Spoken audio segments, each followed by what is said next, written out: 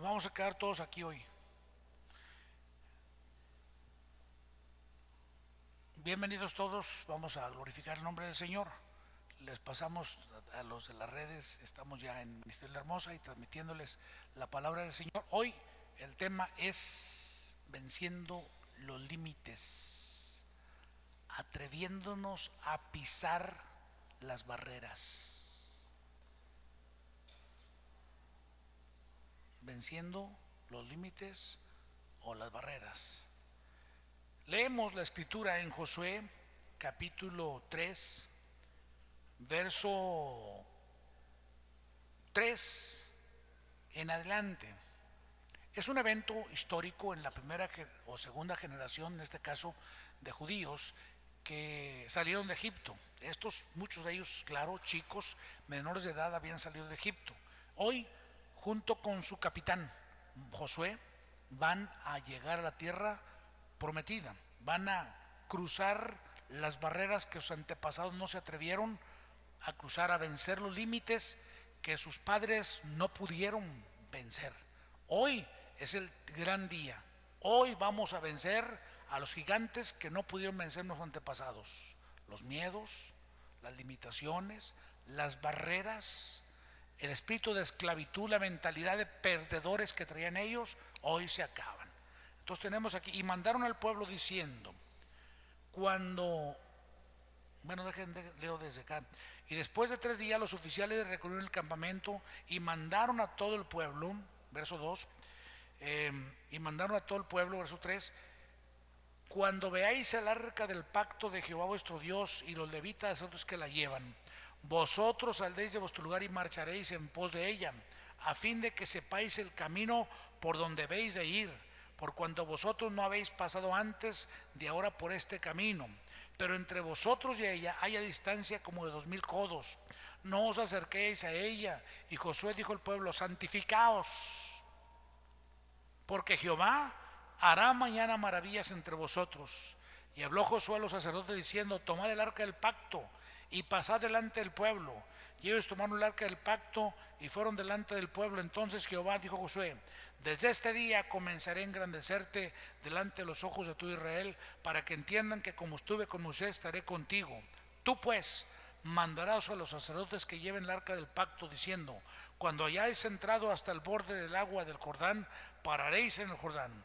Y Josué dijo a los hijos de Israel, acercaos y escuchad las palabras de Jehová vuestro Dios. Y añadió Josué, en esto conoceréis que el Dios viviente está en medio de vosotros, y que él echará delante de vosotros al cananeo, al eteo, al jebeo, al fereceo, al gergeseo, al amorreo, al jebuseo. He aquí el arca del pacto de Jehová, el Señor de toda la tierra, pasará delante de vosotros en medio del Jordán. Tomad pues ahora 12 hombres de las tribus de Israel, uno de cada tribu, y cuando las plantas de los pies de los sacerdotes que lleven el arca de Jehová, el Señor de toda la tierra, se asienten en las aguas del Jordán, las aguas del Jordán se dividirán, porque las aguas que vienen de arriba se detendrán en un montón. Padre, en el nombre de Jesús, establezco la palabra sobre cada uno de mis hermanos y oro que la gracia de tu presencia esté en nosotros, por Cristo Jesús. Amén. Entramos en la palabra del Señor. En este particular el tema es venciendo los límites. Ya dije a manera de introducción anteriormente que esta es la segunda generación de israelitas. Ellos eran jóvenes y niños cuando sus padres salieron con el primer gran líder, Moisés.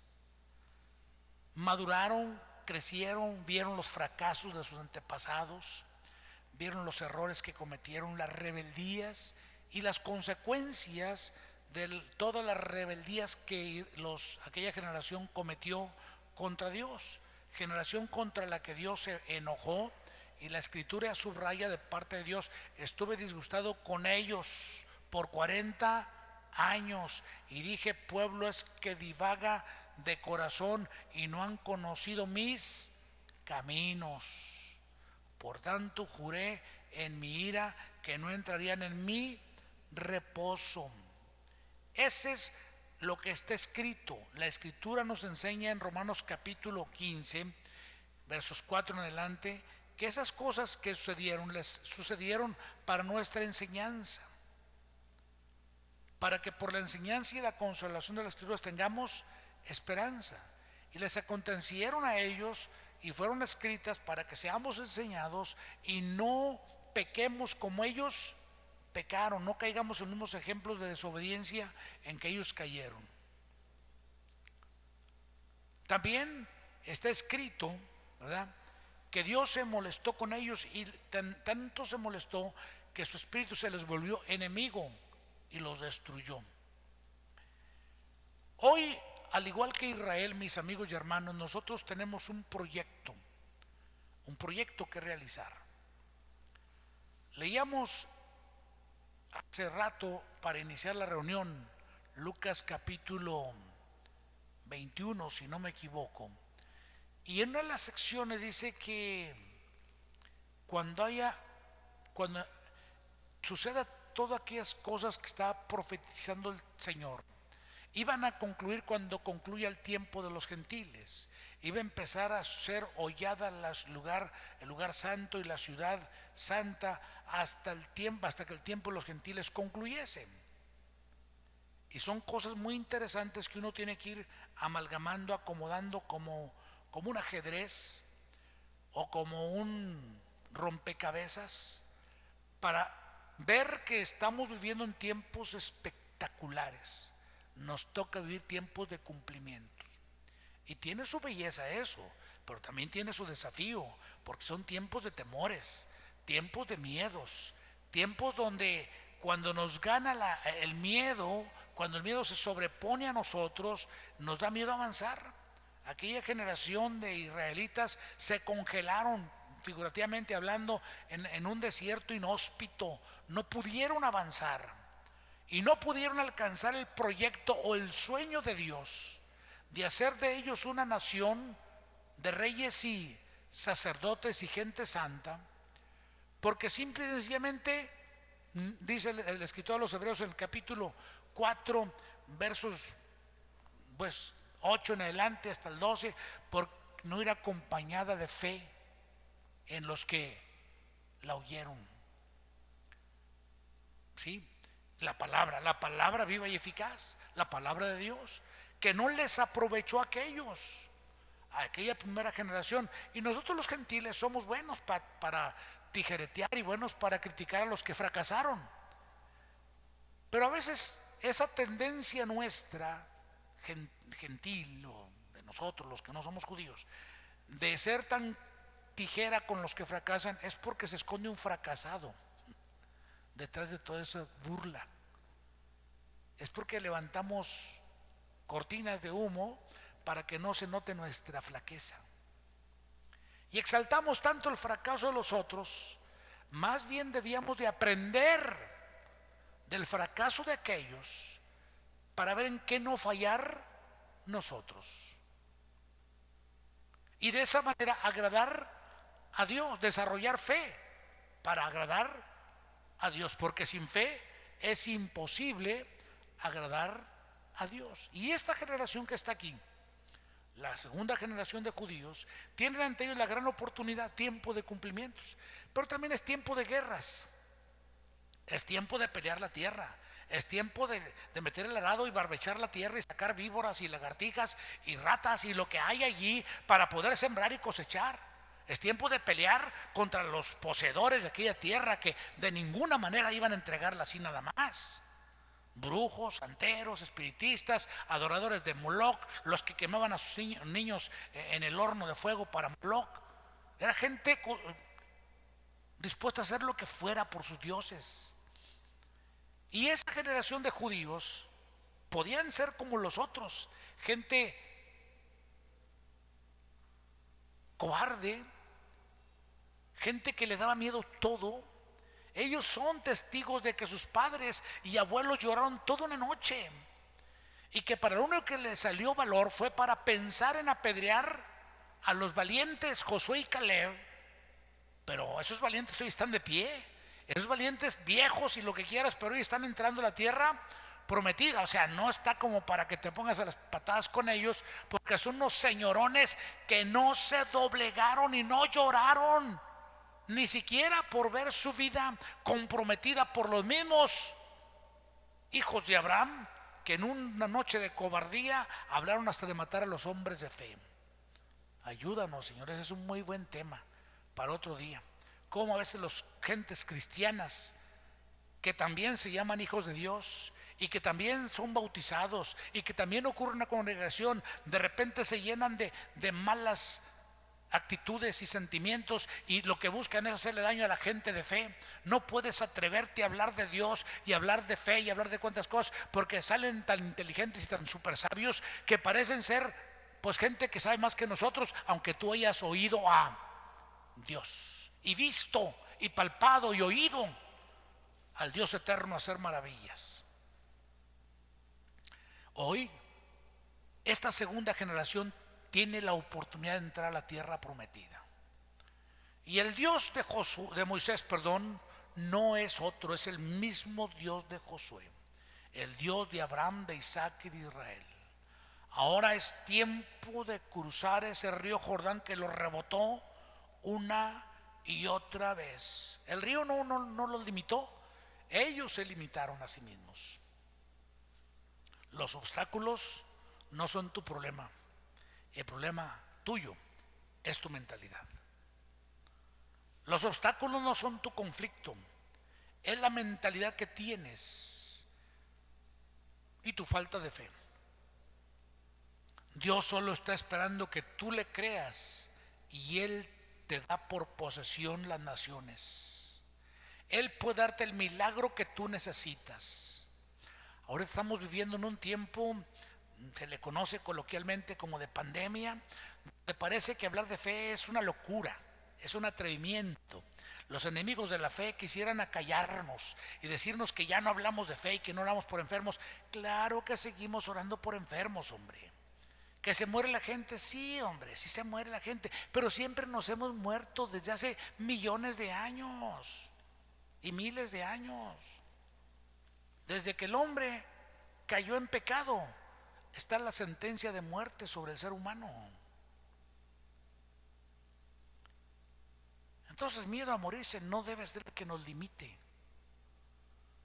Y que se muere la gente porque el COVID es más poderoso que Dios. No, mi estimado, por favor, no exageres. Poderoso es Dios. Han pasado pandemias sobre la humanidad, han matado millones y millones, y a lo mejor estaba a matar unos más millones, lleva que 1,5 millones, 1 millón, casi 2 millones, ¿verdad? Pero no ha llegado a más, y a lo mejor le falta tiempo, le faltan otros 4 o 5 años de chicotear a la humanidad, y en esos 4 o 5 años a lo mejor se avienta otros 10 más. ¿Y luego qué? Dios sigue siendo Dios. Tan tan. Y al que quede de pie, al que quede firme, Dios le va a decir: levántate, mira la tierra, posee la tierra. Lo que yo les prometí a aquellos, te lo voy a dar a ti. Pero si aquellos lo reprobó por su falta de fe, tú deberás desarrollar fe para que no seas reprobado como ellos. Definitivamente. A lo mejor este sermón te lo dejo para que veas en qué fallé yo, si es que me muero. Y entonces tú, en base a los errores que yo haya cometido, corrijas, no mis errores, sino los tuyos, y entonces tú tengas el éxito que yo no alcancé. Ándale. Porque digo, los errores de los antepasados deben de enseñarnos algo. Estos ahora van a cruzar un río, aquellos viejos cruzaron el mar. Ellos pudieron, y también ellos cruzaron el mar. Ellos son testigos de esas maravillas. Sus hijos que nacieron en el desierto ya no son testigos de eso, pero ellos sí, muchos de ellos de 18 años, de 17 años, de 19 años, porque la Biblia solamente contabilizaba a los mayores de 20 años, si no me equivoco, según leímos en la Biblia. y encontramos que los mayores de 20 años eran como 600,000 personas. Entonces quiere decir que había más gente joven que vieja, más gente menor de 20 años. Y esa gente, esa mucha gente, jóvenes, muchachas, muchachos, que también comían, que también bebían, que también tenían cerebro y que también gustaron el maná y que también bebieron del agua de la roca y que también se calentaron con la luz, con el fuego nocturno que abrazaba a Israel en las noches y esa nube que los refrescaba de día. Ellos disfrutaron todas las maravillas y vieron a los viejos fracasar y los vieron acobardarse y los vieron ser mordidos por las serpientes y los vieron rebelarse contra el profeta Moisés y vieron las consecuencias. Estos ahora tenían las dos manos, tenían los fracasos, tenían los éxitos, tenían la grandeza de Moisés y de sus colaboradores y tenían la bajeza de aquellos que se rebelaron contra los hombres de Dios. Tenían las dos perspectivas. Y con dos perspectivas, tú puedes hacer un buen análisis. Tal vez es la ventaja que tienen estos por sobre sus antepasados. Los antepasados tienen la escuela de egipcia, los latigazos, los 400 años de esclavitud que traen en las espaldas generacionalmente, primera, segunda, tercera y cuarta generación. Les pesó en el alma. Salieron vestidos como príncipes y princesas, pero con corazón de esclavos, con mentalidad de esclavos. Salieron vestidos con ropas elegantes, con zarcillos de oro y brazaletes de oro, pero el corazón era de esclavos. No importa con lo que te vistas, si tu alma es un alma pecaminosa y un alma de esclavo del diablo, así vas a vivir arrastrándote. Vives dependiendo de la cocaína, vives dependiendo de otras farmacodependencias, o vives en la prostitución creyendo que con el cuerpo que tienes por eso vales. Ese cuerpo es falaz, tiene temporalidad. Debes de entender que dentro de ese cuerpo hay algo más glorioso llamado espíritu. Esa forma es cierto, esa forma, pero no importa, es eterno. Deberías de darle la oportunidad de aprender, de desarrollar fe, de tomar virtudes eternas, de retomarlas, de reconectarse con Dios y atreverse entonces a vencer los límites. El río es una frontera natural, una barrera natural. Por cierto que el río Jordán, en su mayor parte del trazo y tránsito de los altos del Golán hacia el mar de Galilea, no es muy profundo. De tiempo en tiempo se desborda porque no es muy profundo. Entonces no podía ser una barrera propiamente dicho. Pero fíjate lo que Dios nos enseña: a aprender a depender de Él hasta en las cosas más pequeñas o en aquellas que podríamos hacer nuestra propia fuerza. Sin embargo, según los estudiosos, el tiempo en que iban a cruzar el río era un tiempo de crecidas, es decir, un tiempo de lluvias allá arriba en las montañas. Por lo tanto, era un tiempo donde había inundación. El río estaba crecido y había inundaciones. Por eso van a cruzar el río. ¿Por qué Dios quiere que crucen ese tiempo? Si hubiera esperado, les quiere mostrar su gloria. Cuando los sacerdotes carguen el arca, porque cada cristiano, cada nacido nuevo ocupa un papel sacerdotal, un papel intercesor, un papel donde él está ahí para clamar a Dios a favor de la gente. Y cuando el sacerdote se para entre las aguas, la palabra pararse entre las aguas, la expresión significa pararse entre la gente para hacer una labor mediadora. Tú como cristiano no puedes vivir como cualquiera. Yo les he dicho hasta el cansancio a los 2, 3 a los que les predico: no puedes comportarte como cualquiera. Yo sé que muchos que se han ido conmigo me empiezan a contradecir mis enseñanzas. Pues ni modo, yo voy a seguir enseñando lo mismo. Yo creo que todo creyente nacido de nuevo es un líder poderoso para este mundo. Pues mi Señor Jesús dice que nadie enciende una lámpara y la esconde debajo de la mesa. Un hombre que se enciende, una mujer que se enciende con el Espíritu de Dios es una lámpara para este mundo, es una luz. Y la Biblia dice que los entendidos resplandecerán como las luminarias del firmamento. Eso es lo que piensa Jesús de ti, que eres como una estrella gloriosa, que eres como alguien que destaca donde quiera que se para. Eso es lo que Él piensa de ti. Si tú quieres pensar otra cosa de ti, ese es tu problema. Pero fíjate cómo piensa Dios de ti. Tú te paras entre las aguas. Cuando los sacerdotes que llevan el arca ya no se lleva físicamente, ya no es un mueble de madera revestido de oro con ciertos elementos internos. Ahora tú eres esa arca, en ti mora la palabra, en ti está la raíz de la eternidad, que es el Espíritu Santo, el Espíritu de resurrección. En ti mora la palabra y en ti mora el Señor Jesús, que es el pan de vida, el maná que descendió del cielo. Ahora tú te conviertas en esa arca en la que anda toda la plenitud prácticamente para operar, pero quieres seguir viviendo mediocremente. Pues ese es tu problema. Por eso traes al diablo encima, y aunque es un lagartijo miserable, tú lo ves como un dinosaurio que te anda comiendo el cerebro. No, hombre, ¿qué tienes, hombre? Así lo ves porque tú te ves como un chapulín. De veras, si no sabes qué es un chapulín, tú que eres de Ecuador o de Venezuela o de otro país por allá, pues investígalo en Google. Chapulín, en términos de español, de acá de México. No van a pensar en el programilla ese barato que sale en la televisión, ¿verdad? No, es otro rollo, es una caricatura. Pero la cuestión que ustedes piensan es como un saltamontes, ¿verdad? O una langosta, pero pequeñita. Entonces ustedes ven, a veces la gente se siente así, como que el diablo los anda acabando. Mi estimado, Cristo lo venció.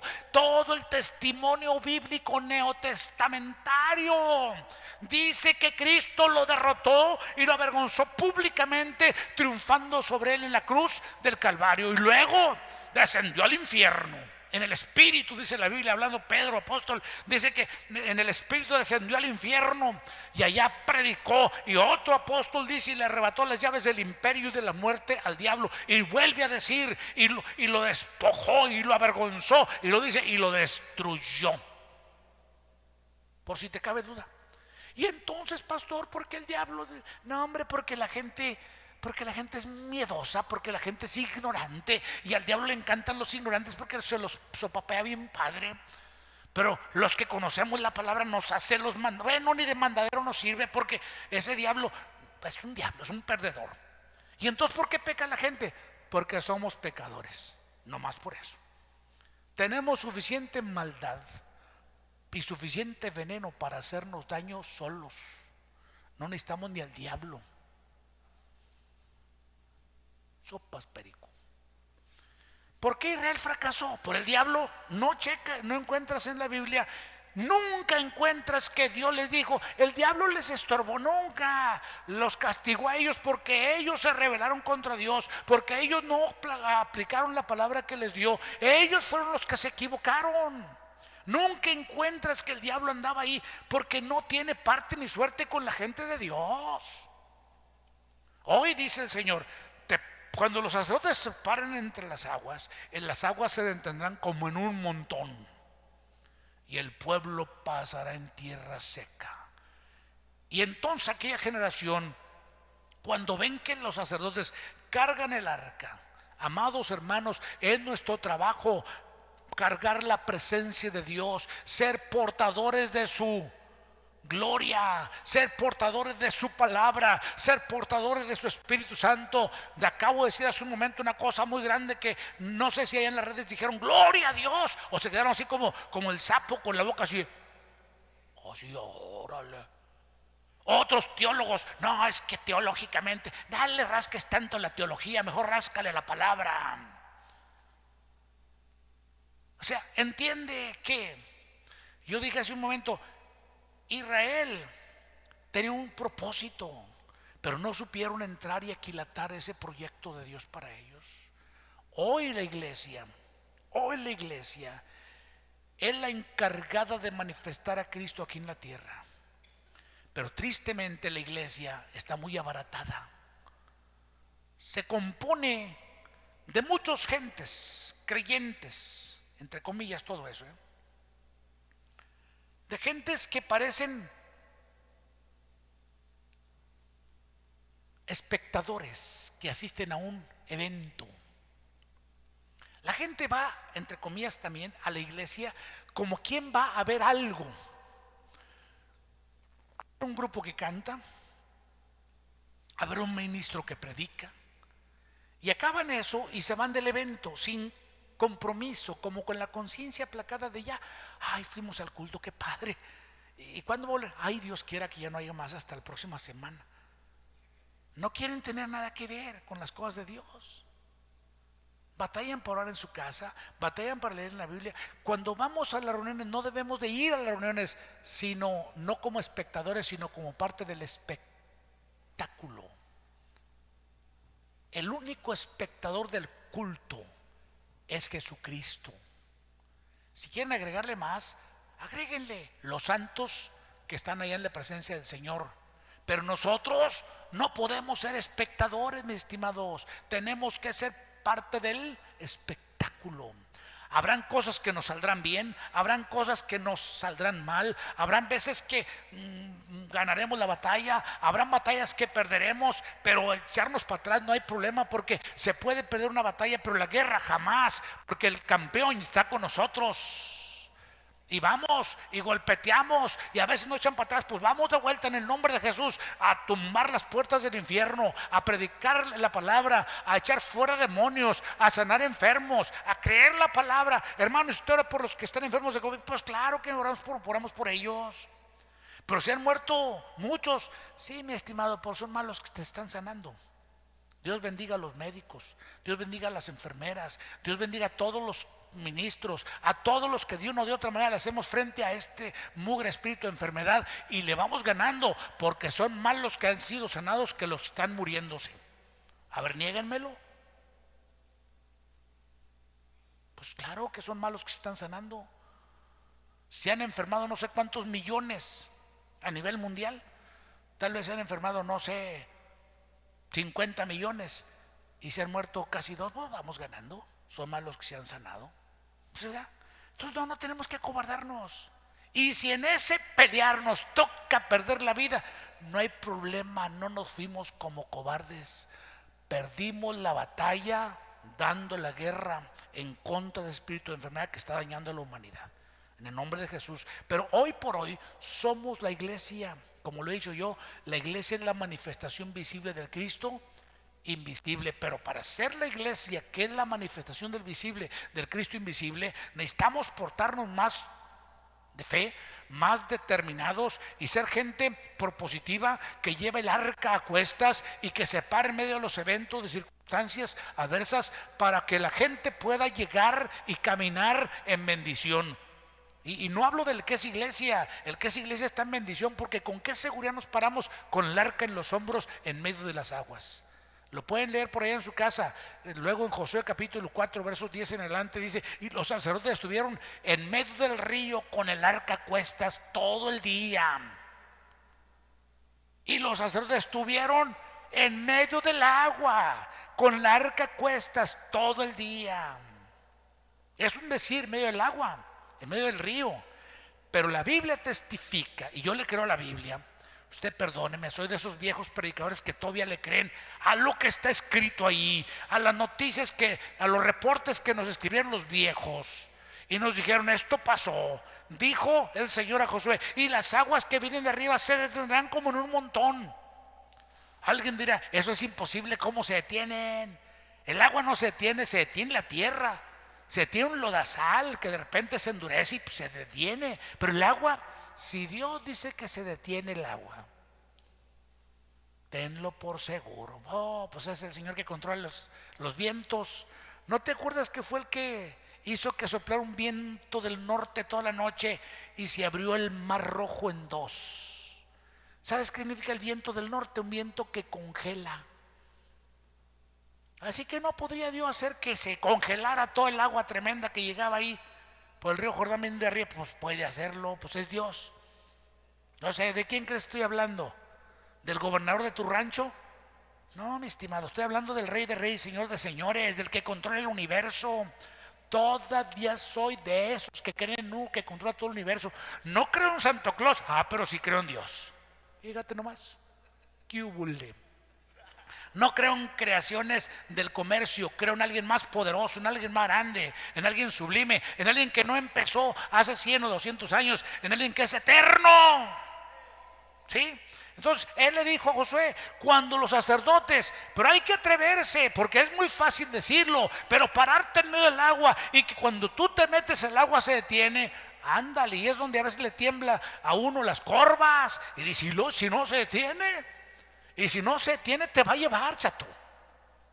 Pero si Dios dijo que se detiene, se va a detener, porque Dios no es hombre que miente, ni hijo de hombre que se arrepiente. Dice la escritura, y las aguas que venían de arriba se detuvieron como en un montón, bien lejos de la ciudad de Adán, que está al lado de Zaretán, y las que descendían al mar del Arabá, o sea, el mar muerto, para que sepan cuál mar es, el mar que se conoce como mar muerto o mar salado. Las que descendían, las que descendían al mar del Arabá, ¿cuál es? Pues el mar de Galilea, hombre. El mar de Galilea es el desierto del Arabá. Vámonos para que pronto acaben todas las interpretaciones, hombre. Entonces ya dice, se acabaron. ¿Por qué? Pues ya se acabó el flujo, del agua. Ya no hubo agua que llegase al mar salado. Bendito sea Dios. Quiere decir que entonces el pueblo pudo pasar. Y dice, y el pueblo pasó en dirección a Jericó. Mas los sacerdotes que llevaban el arca del pacto de Jehová estuvieron en seco, firmes en medio del Jordán, hasta que todo el pueblo hubo acabado de pasar el Jordán, y todo Israel pasó en seco. Hasta ahí voy a llegar hoy, diciéndoles que hoy el pueblo de Dios es el que se para en medio de los eventos que estamos viviendo. No podemos dejar de predicar la fe, de orar por los enfermos. No vamos a hacerlo, aunque tiemblen las aguas y los montes rujan a causa de su braveza. Nosotros vamos a seguir predicando que Jesucristo es el mismo de ayer, hoy y por los siglos. Y tal vez hubieron generaciones que tuvieron miedo y que se escondieron y que anduvieron batallando para decir Cristo salva. Nosotros no somos de esos, discúlpenos. No los juzgamos a ellos, nomás aprendemos de los errores de ellos para nosotros seguir la meta, hasta alcanzar la meta que el Señor nos ha trazado, porque somos un pueblo llamado para funcionar y vivir en bendición, un pueblo llamado para establecer la vida de Dios en medio de la mortandad, para pararnos en las aguas, por así decirlo, entre la gente y creerle a Dios con el arca a cuestas. El arca ya no es un mueble físico, el arca ahora somos nosotros. Haz de cuenta que es esta caja torácica hasta el cerebro, hasta arriba de aquí, aquí. Bueno, si quieres todo el cuerpo, hombre, donde va el pan, que es Cristo mismo viviendo en nosotros, que es la vara de Aarón que reverdeció, que es el espíritu de resurrección, el espíritu de Cristo, el espíritu que nos hace hijos de Dios, el espíritu por el cual clamamos Abba, Padre. Y el tercer elemento, la palabra, la ley, que viene siendo ¿qué? Los principios de la palabra de Dios. Cristo es uno, la palabra es otra y el Espíritu Santo es otro. Entonces yo este día quiero que tú entiendas, no estamos perdidos, no estamos desorientados, estamos por entrar a la tierra prometida. Es tiempo de promesas y se está poniendo muy oscuro, pues entre más negra esté la noche, más cerquita está por salir el sol de justicia. Y entonces podremos decir, levántate, resplandece, porque ha venido tu luz y la gloria de Jehová ha nacido sobre ti. Porque he aquí que tinieblas cubrirán la tierra y oscuridad las naciones, mas sobre ti amanecerá Jehová y sobre ti será vista su gloria y andarán las gentes a la luz de tu nacimiento. Ahora es tiempo de resplandecer, amados. Este tiempo es tiempo de oportunidades. Vence los obstáculos. ¿Cuáles son tus miedos? ¿Cuáles son tus limitaciones? ¿Cuáles son tus problemas? Ocurre a los hombres de Dios, a las mujeres de Dios, hombres y mujeres que somos la palabra de certeza en tiempo de incertidumbre, la palabra de fe en tiempo de dudas, la palabra de sanidad en tiempos de enfermedad, la palabra de vida en tiempos de muerte. Padre, en el nombre de Jesús, bendigo a cada hombre y a cada mujer y oro, Señor, que estas generaciones que están surgiendo sean generaciones de fe, que aprendemos de los errores de los antepasados, de los que de repente batallaron con la fe, de los que fracasaron de una y de otra manera. No los criticamos, no sabemos cuáles han sido sus limitaciones, ni entendemos cuál ha sido el trato tuyo con ellos, pero hoy nos estás llamando a cosas diferentes y gloriosas. Nos levantamos en el nombre de Jesús y decimos: en Dios haremos proezas y Él hollará a nuestros enemigos. Amén.